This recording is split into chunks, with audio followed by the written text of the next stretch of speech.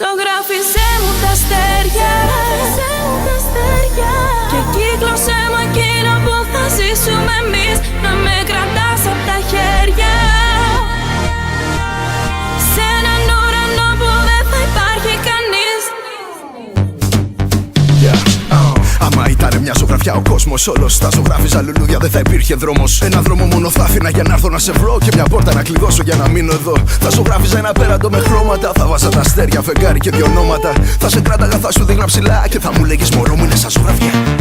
Θα ζωγράφιζα στο βάθος στον ωκεανό, θα χάζευα μαγκαλιά τρώγοντας παγωτό. Θα καθότανε στο πλάι σου μια γάτα και στο πλάι το δικό μου ένα σκύλος με γραβάτα. Θα πιτσίλαγα τον ουρανό με χρώματα και θα βάζα μια καρδιά γύρω από τα ονόματά μας. Τέλος πάντων θα αποτύπωνα τα όνειρά μας. Αυτός είναι ο κόσμος μας Κι αυτή η ζωγραφιά μας.